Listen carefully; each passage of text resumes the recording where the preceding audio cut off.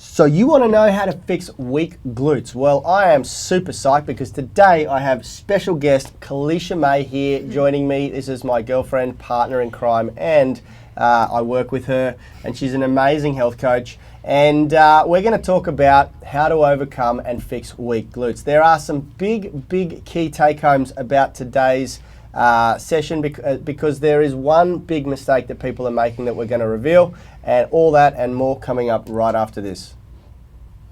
We are the gym that teaches people how to move instead of just exercise because we believe that health is about performance, not just body image. Back. All right, it is Hump Day Wednesday here in Sydney, Australia. So for hello, wherever we are joining or you're joining us from around the world.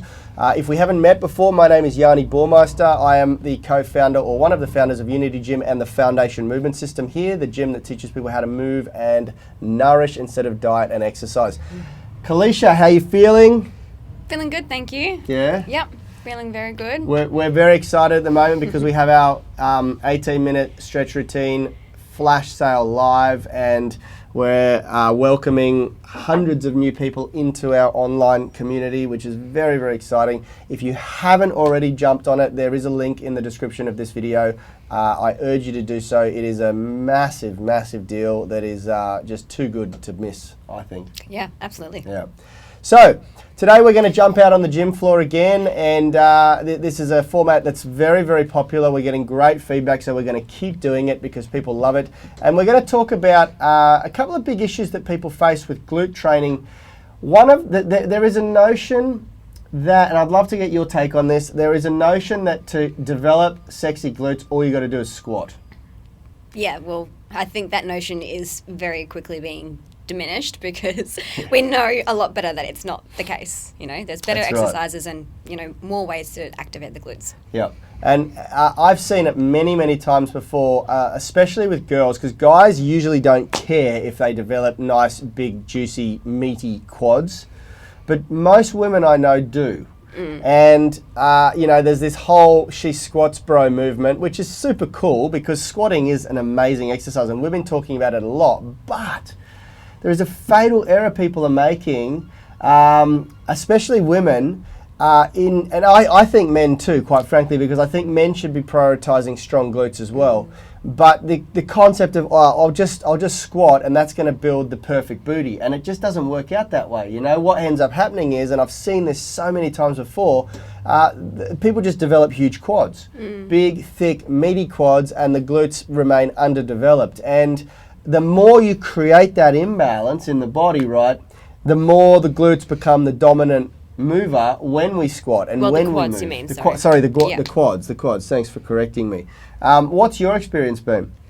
Well, yeah, I totally agree. And I mean, in a lot of cases as well, because we spend so much time sitting, we have lazy glutes. So not only are we not targeting them properly by just squatting, where they're not firing properly and getting the activation they would even get through a squat. Yep. So the imbalance just gets bigger and bigger between the quads and the glutes. Yep. When if you're just squatting to get, you know, round glutes. You know, it's not the best way to go. Yeah, absolutely. So that the first thing, the first take home, I guess, from this is that you really do, if you want to train the glutes properly, yes, squatting is fantastic, but it's not the be all and end all. And a lot of people, as Kalisha has highlighted very, very correctly there, will have lazy glutes, which is just you know, if we spend that much time in the chair like we are right now, the glutes are completely switched off. You know, they're primarily used to stand us up tall if we've been squatting really deep, but if they're not used, they're going to be underactive and they're not really firing up that much anymore. And most of us can't squat really deep anymore. Yeah. So it's a big issue. It's a really, really big issue. And then we don't really know how to hit the glutes because there are a myriad of different glute muscles that sort of have different functions. You've got the really, really deep layers, which are the sort of hip stabilizers. I call them the core muscles of the glute because they're more sort of focused on attaching the femur, the big bone in the leg, to the pelvis and stabilizing that system, piriformis, and there are other layers of glute muscle in there. And then you've got the glute minimus and the glute med, which sort of sit up a little bit higher and also do heavily help in stabilization and hip abduction, and they kind of merge in with the glute max and become part of this big phasic movement muscle that looks really nice.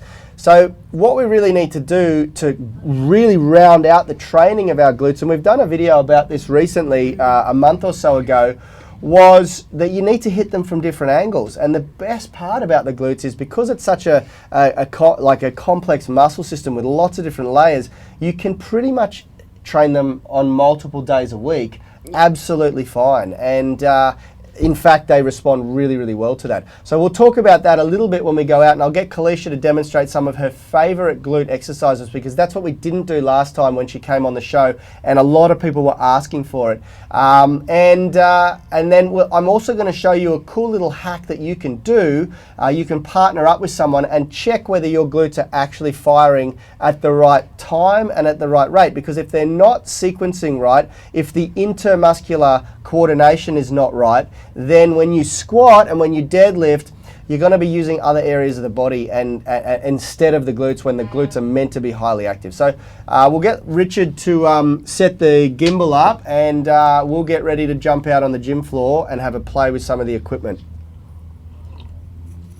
We're loading up. This is our first coffees of the day. I don't know about Kalisha, actually she might have had more, but this is certainly mine. Okay. Let's head out on the gym floor. Okay, so as I said, first and foremost, I'll get Kalisha to lay down on her tummy, and we will demonstrate how to see whether the glutes are firing properly. What we have here is what we call the posterior chain of muscles. We have the lower back muscles, so the lumbar erectors here. We have her glute max, med and min underneath there, and then her hamstrings. This chain of muscle makes up what we call the posterior chain. Posterior meaning her back and the chain of muscle. Now what we want to do is find the sequence of muscle when she activates, because the first thing that fires should be her glutes, and they should fire before her hamstrings and around about the same time or a little bit before her lower back muscles. And the way I get her this is we just bend the knee like this, and all I'm going to do, get her to do, I'm palpitating. I've got my little finger, the end of my finger dug into her hamstring. I've got my thumb dug into her glute, and I'm using my other hand here into her lumbar erectors. I'm going to get her to raise her heel to do a leg kick. And what I want to feel is that the glute fires up first. I can feel that very, very quickly here, that her glute is firing up really, really well. Kalisha's got great glute activation here. Now, if she had lazy glutes or an underactive glute, what usually will happen is that the lower back will fire up first, and then the hamstrings, and her glutes will in most cases remain jelly. So can you see where I'm touching these 3 points there? Have you got that? So it's really, really important that we establish that first. And I can feel like her glute goes rock hard straight away. How good is my job? I just get to feel asses all day. Palpate the hamstring, glute, lower back. Go for it. Beautiful. So we know that Kalisha's glute's firing up really nicely. We can do the other side, make sure that the other side's firing up well. Good. Interestingly, this one actually went a little slower. The hamstring went faster. Good. There you go. Wonder if she's got a... that's good now. It's definitely happening now. Beautiful. Okay, and you can see her medial glute there firing up really nicely as well on the upper side of her glutes. Okay, so now we're going to use our glute loop.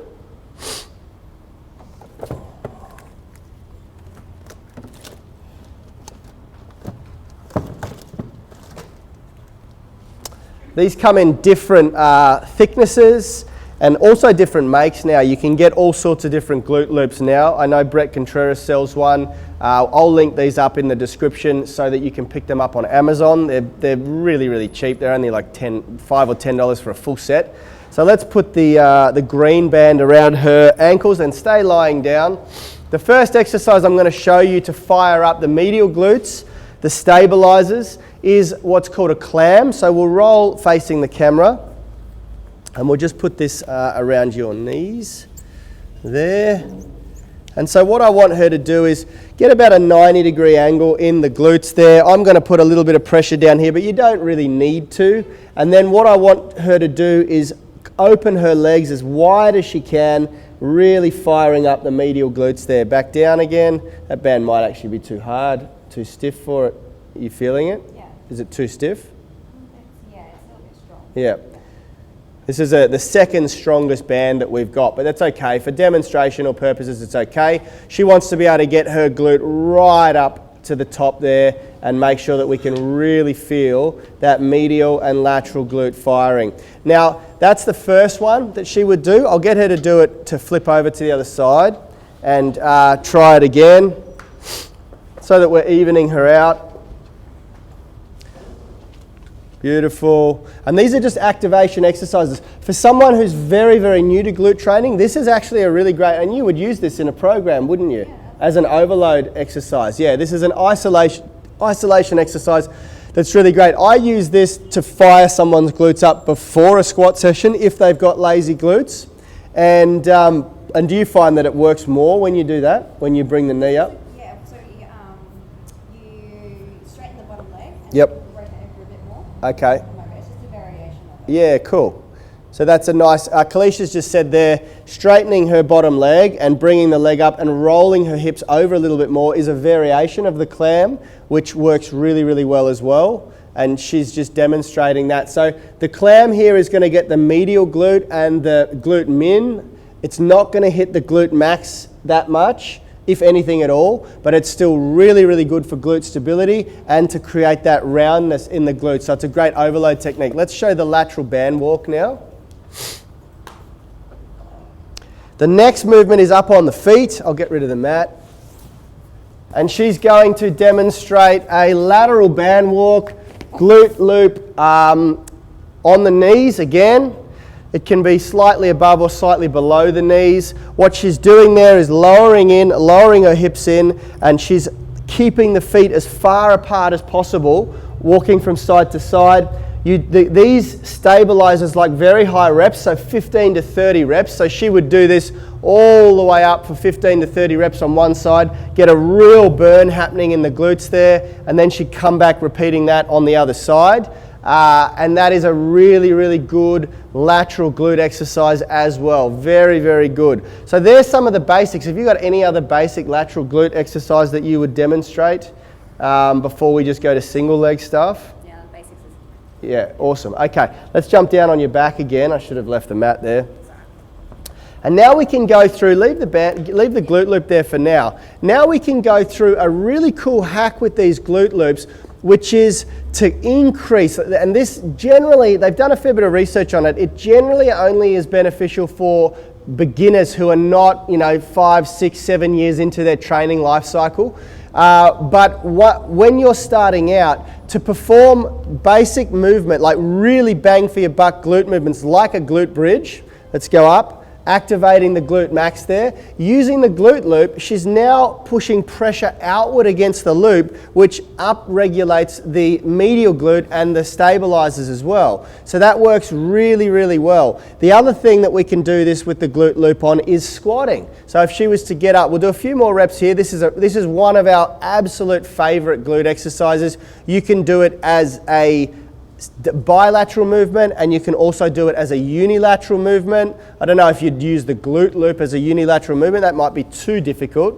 It still works. As a beginner, yeah, that's right. Yep. And then, of course, you can load this up. You can put weight here. Now, there are a whole bunch of different variations of the glute bridge or hip thrust. Glute bridge is usually what's referred to, am I right, when they're lying on the floor? Okay, and then a hip thrust is when we start to elevate the shoulders. We can also elevate the feet to change the dynamic. through EMG studies, I'm pretty sure Brett Contreras proved that the shoulder elevated hip thrust is the most successful for hitting the glutes, and that's probably the gold standard. The most obvious way of loading that is with a barbell across the hips, and we use like a proper glute pad. I can link these in the description. So obviously when you've got the barbell sitting on the pelvis, it's going to be quite uncomfortable, so we need to put some padding on the barbell, and these work amazingly well. We picked them up on Amazon as well. I can link those in the description. So if we were to demonstrate that movement, we use a flat bench. I'll get you to just spin it around there.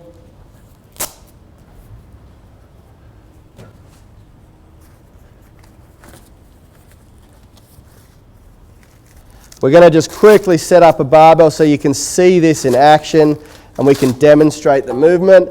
I'm doing a 20 kilo weight here. This is very light for Kalisha. I'm pretty sure she goes up to about 50, 60 kilos, maybe even more on the hip thrust. This should really be about 30 to 50% more than your squat. So if you're squatting 80 kilos, you should be able to do about 100, 120 kilo on the hip thrust here, the barbell hip thrust. I got to hold this bench here because it might slide back as she goes up and down. But you want to basically, and this is probably even a little bit high for Kalisha, but it's okay, you know. Ideally, we'd set her up a little bit lower than this so she can go right down to the floor. So this is hectically hitting the glutes. We're now hitting the glute max really, really well there. We're hitting the medial glutes because she's putting pressure out on that band, and that would be like one of the gold standard, I'd say one of our favorite ways to target the glutes, right? Yep. Yeah? And that's like, you could build a whole workout around the barbell hip thrust like that, okay? Why don't you show us a couple of your favorite supplementaries to support these big primary glute exercises? We can do that. We can do back extensions. We can do whatever you want. Yeah. Okay. Well, I'll just do what I did in my workout yesterday, which Yep. is two really easy and simple ones that you can do on the bench. So you don't need any equipment to start off with. Yep. But I like to add ankle weights to Yep. make it a bit harder. So he calls it the quadruple leg extension. So Yep. quadruple meaning you're on all fours. And you start with your leg just next to you, leading with the heel. Very important that you have your heel first, not your toes pointed. Yep, I'm going to come around here. Sorry guys, we have to keep the mic close to Kalisha so that she can talk. You want to, is it posterior or anterior tilt? You want posterior tilt. Posterior tilt, so right, you're activating the core. Yep. Okay, and you're swinging your leg up and then back down. Beautiful. Okay, so high rep ranges for this one. It's like 15 minimum, realistically. Yep. And I saw you with ankle weights doing this Yes. the other day, so you're loading up the ankles. Yes, and only a kilo, so you don't need a lot of weight to get good activation. Okay, and I like to superset that with a variation. It's kind of like it's taking the side lying clam to the next level. Yep. So you want to lay on your side. Same again, you want to kind of rotate your hips up, so your leg is going to travel in one smooth line. You're not going to be doing like this kind of thing. And you're going to lead with the heel again, and straight up. Down, and straight up. And again, would you load that with ankle weights? Yep. To start off with, no, because it is quite taxing. Yep. But as you get stronger, yes. Yep. And we're going for high repetition. High reps, yeah. Yep. So minimum 15. Yeah. And this is kind of like a finisher. So it's like a couple pairings you do at the end of a workout. Yeah. So let's build just quickly before we wrap up. Let's build an ideal workout. So the best way to start the workout is to do the big compound movement first. So I would be doing the barbell hip thrust first. Make that the foundation, and we could even group that with like a single leg movement like what we demonstrated yesterday, the split squat or something like that, you know, where we're really taking the glute through its full range of motion. Why don't you just demonstrate a split squat on the floor for me, or a Bulgarian? Demonstrate a Bulgarian split squat with the feet up elevated like that. So we're going to take the glute through its full stretch here and then drive up. And obviously she can use external weights like dumbbells or kettlebell for this. So you could group that with the barbell hip thrust. The good thing about single leg movements like this is the active leg, there's not a lot of weight going to that back leg, is that she's now working her core muscles a lot, and she's also getting the benefit of the stabilization mechanism because she's got a balance on one leg. So all of those split squats, just demonstrate a single leg deadlift, like hypothetically if she was holding something in her hand like a weight. Doing a single leg deadlift is another really great example. She's now working very hard to stabilize and balance. So the stabilizers in the hip are working very hard. She's also working the glute max really well because, as I said, she's standing upright from a bending position. And then she can also turn that into a single leg good morning by putting the bar across the back now, so she'd have the weight on the back. She can turn that into a single leg squat where she's now just squatting down. That's right, beautiful, and all the way up. So there's all these different variations that she can do that are really, really good for her glutes. So the single leg variations are fantastic, even doing alternating lunges. But I will say, if you're lunging is one of those exercises that the risk versus reward, you've got to have good glutes already. If she does a lunge, show me a lunge. So if her knee buckles in at all and she's not stable here, she's not able to keep that leg out, then I don't like lunges at all. One of my rules with lunges is that this foot should always drop underneath that hip joint, and that leg should remain under that hip joint. So show me, just stand back up again and step across ways the way a lot of people do. That's not how you want to lunge. And if you're lunging like that, you're wearing out the knee joint, you're putting unwanted stress through that leg. It's just not a good way to train. So if you struggle with keeping those structures nice and even when you're lunging, just don't do them. Work on building the strength in the glutes first and then work up to it. Same again with your squatting, guys. If you're squatting and you've got lazy glutes, remember, you are just going to be overdeveloping the quads. The quads are going to be the dominant mover. You're not going to be getting a lot of work on the glutes, and you probably should be adding more of this stuff into the workout first, either to fire up the glutes or to get to a base level of strength before you start loading up that barbell back squat, which is a great exercise. We've done 2 great shows on it today. We love it, but we also love our glute training. Have you got anything else you want to add? No, you pretty much covered it, but glute training is so varied. I mean, there's endless exercises, like most things that you can do. And it's really easy to load up as well. So it's, there's really no reason that you shouldn't be glute training. Yeah, and shameless plug, Kalicia's working on a booty project right now. She's designing a glute program that's going to be a 16-week program to build a really good glute, really good booty. I know a lot of people have expressed interest in it. We will be sending emails out once we know that it's finished. She's just doing the programs now and testing it to make sure that it works and that it's good. She wants to do the whole program before we release it. So that's exciting. It's very exciting. Woo-hoo. And then the other thing, guys, is when you're building glutes, I will say this, dietary protein is essential. You are bodybuilding. You are building your glutes. So if you're not taking in enough dietary protein in and around your workouts, you are not going to get the benefits. You supplement dietary protein. Yes. You supplement creatine. Yes. You supplement glutamine. Yes. What else do you supplement? Oh, that's kind of it, That's isn't it? pretty much it. Yeah. Maca powder. Oh, yeah, if you want to go into that sort of stuff. But yeah. Yeah. So this is really important. Like, I know a lot of the girls out there, they don't do it, like they're trying to build an area of the body, but they're not getting, think of exercise as the catalyst, the stimulus, and the nutrition, the dietary protein that you consume after exercise as the catalyst. If you're stimulating but not triggering the repair mechanism, you won't get the benefits, okay? We'll sign out from here because we're out of time. Thank you for joining us. Thank you for having me. I hope you enjoyed that little insight into glute training.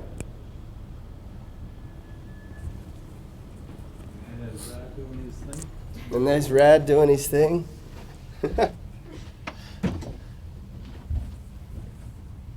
We are the gym that teaches people how to move instead of just exercise, because we believe that health is about performance, not just body image.